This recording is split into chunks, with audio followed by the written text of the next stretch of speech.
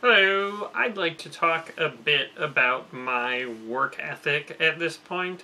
It's interesting because certainly I don't think anyone would ever accuse me of having a poor work ethic. Even when I worked at like high impact games, I was putting in long hours, probably some of the longest on the team, if not the longest. Um, and on retrograde, I worked really, really long hours for a really, really long time. So I have a pretty strong work ethic, but something I've been noticing lately is that I've been sort of watching the clock and waiting for 5, which is a bit strange because usually I'm so overwhelmed with work that 5 o'clock rolls around and I'm like, oh my gosh, where did all that time go? And I think it's just because, well, I'm not entirely sure what the cause is, but it's a difficult time. Certainly, well, I've been a bit concerned that Neverending Nightmares isn't selling quite what we had hoped, and so there's definitely a threat or a scare looming over the potential for that we can pull off the future projects. I mean, certainly I'm going to give it my darndest, but there's always the worry that we'll need more from Kickstarter than is conceivable to raise. Which, I mean, again, I don't have any numbers, but,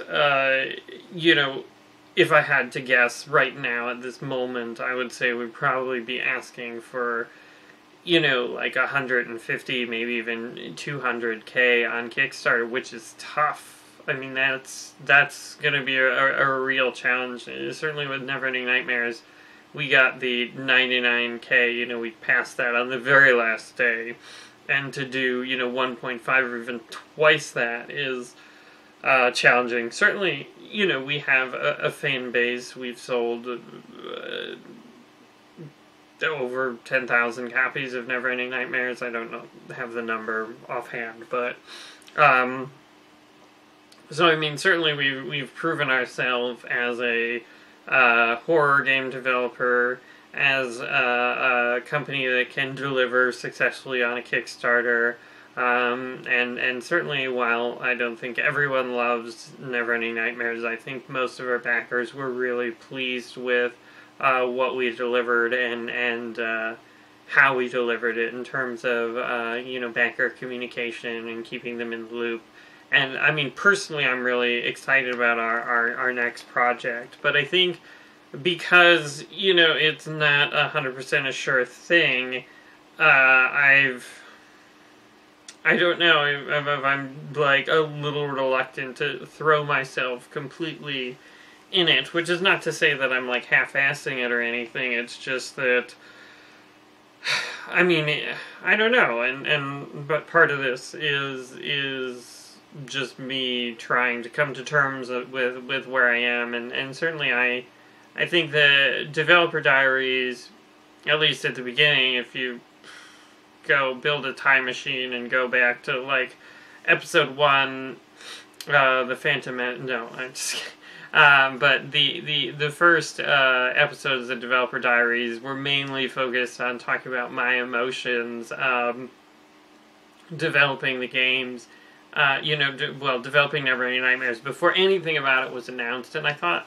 and I don't know if people really liked those or didn't, but I did get some positive feedback just because I was very open, and few developers talk about what goes into making the game emotionally, and I think to some extent I have done less of that.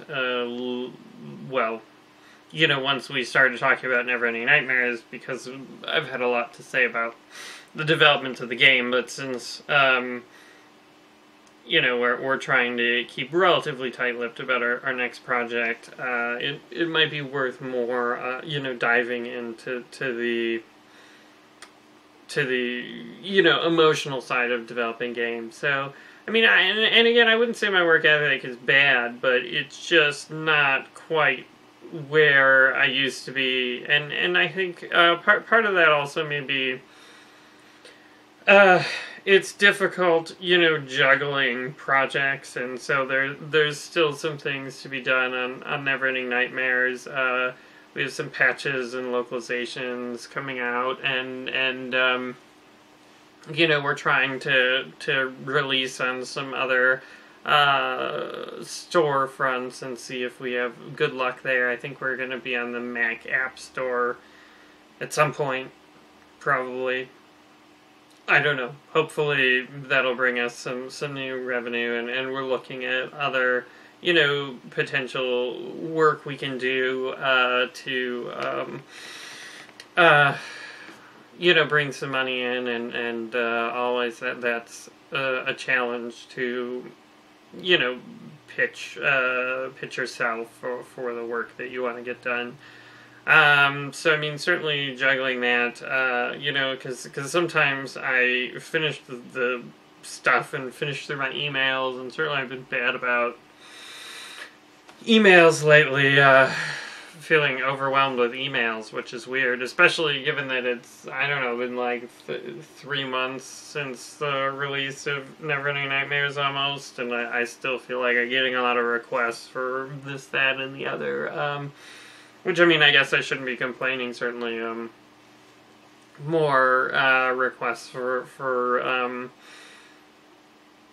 interviews or press codes, are great things, so, I can't complain, but, it definitely does, you know, it's another thing to juggle, and so I think that might be why it's tough to really dive in, and you know, I think that makes it hard, you know, if you're at 4 p.m. and you want to try and get off and spend some time with your wife at 5 p.m., then, you know, if at 4 p.m. you're just finishing up your emails, you don't want to start programming anything, and certainly I've done very little programming lately, although I did fix this nasty graphics bug, and, but I have done very little programming for the next project, which, you know, I was doing some cool stuff and was really excited by it, but then, you know,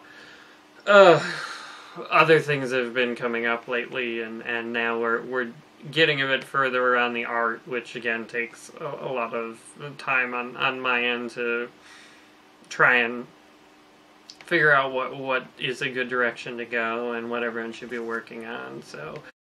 And also the Kickstarter rewards were a big challenge to get all that stuff done, and fortunately we're done with that, so I'm hopefully that'll make things a little easier. So anyway, thanks for watching.